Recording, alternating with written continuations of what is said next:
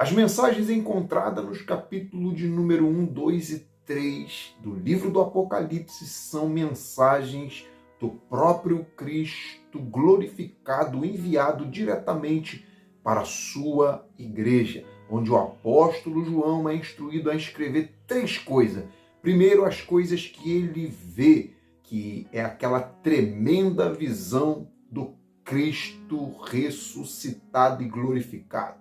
Segundo, as que são as 7 cartas às igrejas da Ásia. E em terceiro, as que devem acontecer, que é o futuro profético sobre a volta de Cristo, que vai do capítulo 4 do Apocalipse ao capítulo de número 22. É nestas últimas palavras de Jesus para a sua igreja que o Novo Testamento é concluído. E eu separei 10 lições pela misericórdia do Senhor para nossa edificação. Este será o primeiro de uma série de vídeos sobre as 7 igrejas do Apocalipse ou as 7 igrejas da Ásia. Leia o capítulo 1, 2 e 3 do livro do Apocalipse e confira aqui a aplicação pessoal para a sua vida. E se você desejar fazer parte do nosso grupo do WhatsApp, eu vou deixar aqui na descrição deste vídeo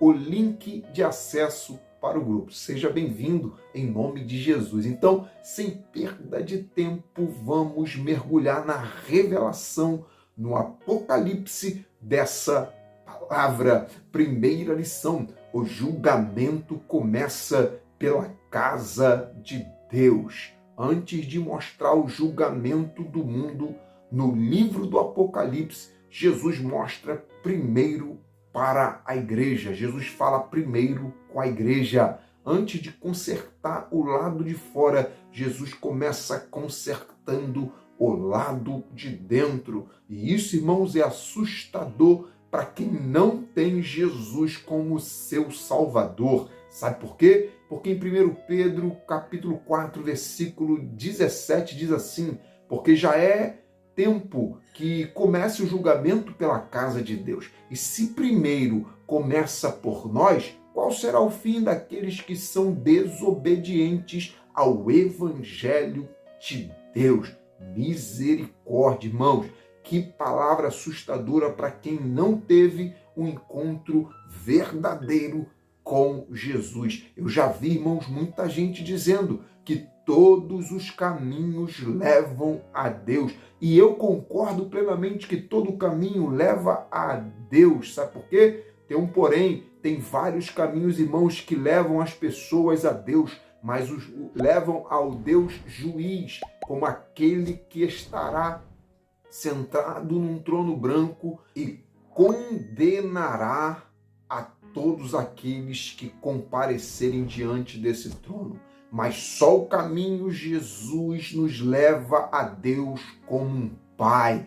Todos os caminhos levam a Deus, mas nem todos os caminhos levam à salvação. O caminho, a verdade e a vida é Jesus. E quem trilha por esse caminho vai conhecer um Pai misericordioso, um Pai bondoso e estará livre de toda condenação. Todos os caminhos levam a Deus, mas tome muito cuidado com esse caminho que você está seguindo, porque se esse caminho te leva a Deus, ao Deus juiz, eu tenho que te dizer, saia dele imediatamente e entre no caminho que te leva ao Deus, a conhecer a Deus como seu Pai amoroso, por causa do sacrifício de Cristo feito na cruz do Calvário. Segunda lição: bem-aventurado aquele que lê. Irmãos, em Apocalipse capítulo 1, versículo 3, diz assim: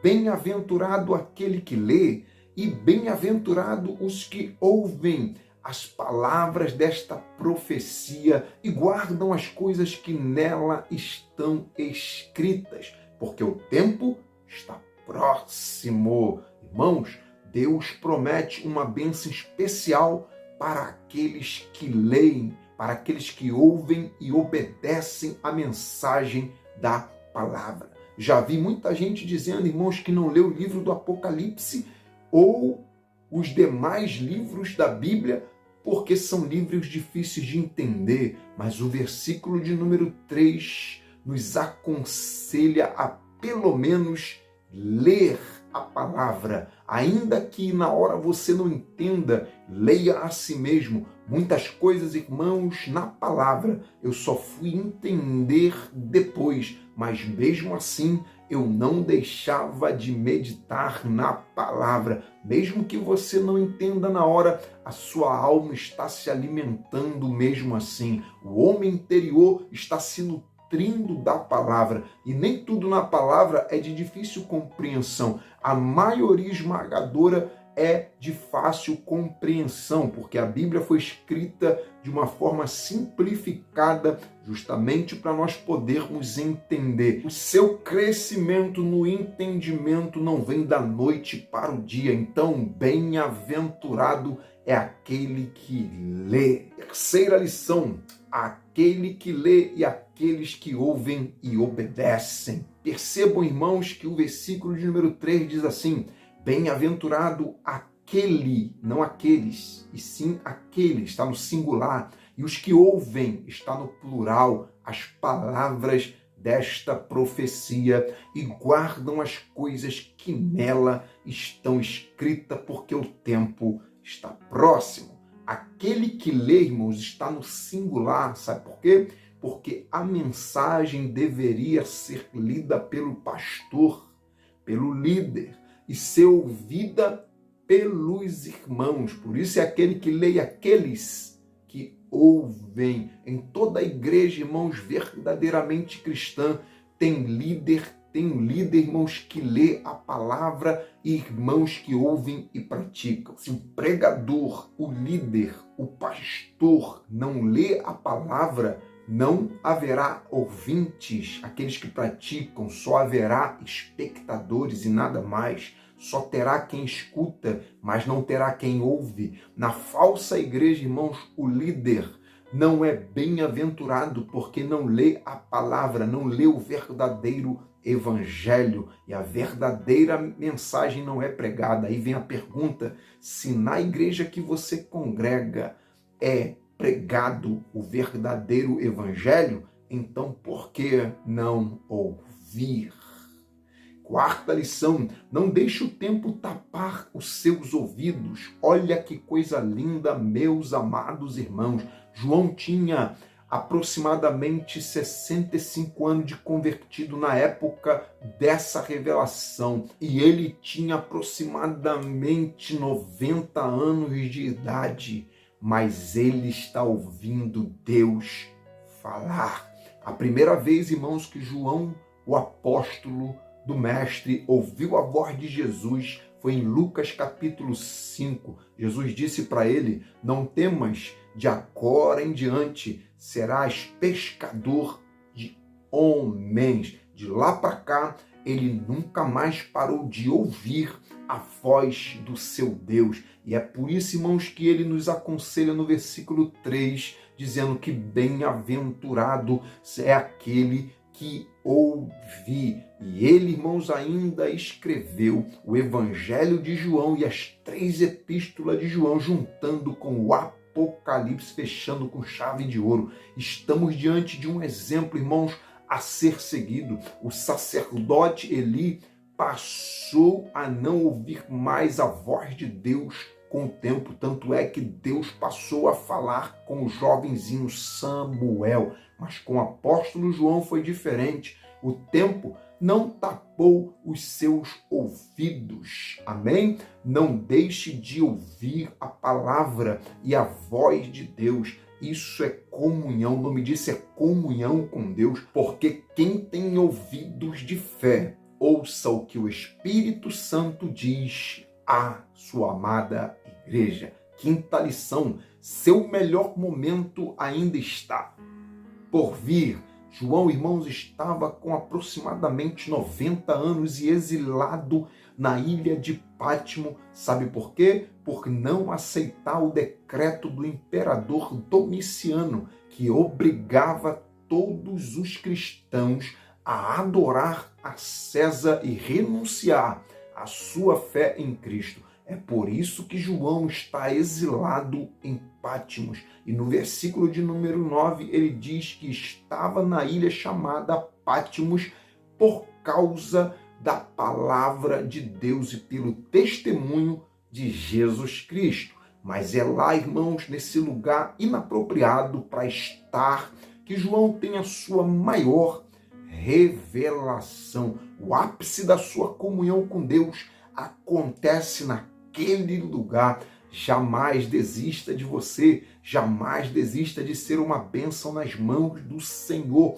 Enquanto você estiver tentando, tudo pode acontecer. Então, não ache que é tarde demais. Abraão recebeu a promessa de ter o seu Isaque em idade já avançada. Zacarias e Isabel eram avançados em idade quando receberam a bênção de ter um filho que era João o Batista. Daniel teve, irmãos, grandes revelações escatológicas com aproximadamente 80 anos de idade. Então, nada tem o poder de impedir um momento glorioso entre você e Jesus.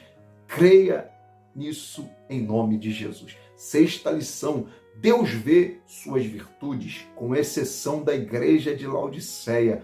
Todas as igrejas que Jesus citou tinham virtudes que Jesus fazia questão de mencionar. Sabe por quê? Deus, quando olha para nós, apesar dos nossos defeitos e limitações, Ele vê as nossas virtudes também. Ele vê a nossa capacidade. As pessoas, irmãos, estão olhando para a igreja com um olhar crítico e vendo só os defeitos. Amém? Por isso que nenhuma igreja presta para essas pessoas. Amém? Só que o dono da igreja, que é Jesus, não olha para a igreja como as pessoas olham. Apesar dos defeitos, ele vê as virtudes da igreja também. Tanto é que Jesus estava no meio dos 7 castiçais, ou seja, no meio da igreja para ajustar ela. Os defeitos, irmãos, estão aí para serem corrigidos, mas nada nos impede de chegar aonde Deus quer que chegamos como a igreja do Senhor Jesus. Não veja só os defeitos do seu cônjuge também, não. Não veja só os defeitos da igreja. Não veja só os defeitos das pessoas, dos seus filhos. Não. Veja as virtudes também. Sétima lição: Jesus identifica a igreja pela cidade. Cada igreja, irmãos, era identificada pela cidade em que ela estava localizada. Jesus não identifica a igreja do pastor fulano de tal. Jesus não identifica a igreja do irmão tal, da irmãzinha tal. Não, a igreja, irmãos, é identificada porque ela está ali para contagiar uma cidade. Por isso que ela é identificada pela cidade. Cidade de Esmirna, cidade de Éfeso e por aí vai. Mas se ela não for corrigida e ajustada pelo Senhor, a igreja não vai conseguir cumprir a finalidade pela qual ela foi instalada naquela cidade, que é pregar a palavra e contagiar as pessoas no caminho da salvação. Você foi plantado numa cidade chamada escola. Você foi plantada numa cidade chamada família. Você foi plantado numa cidade chamada trabalho. Sabe para quê? Para contagiar esse lugar.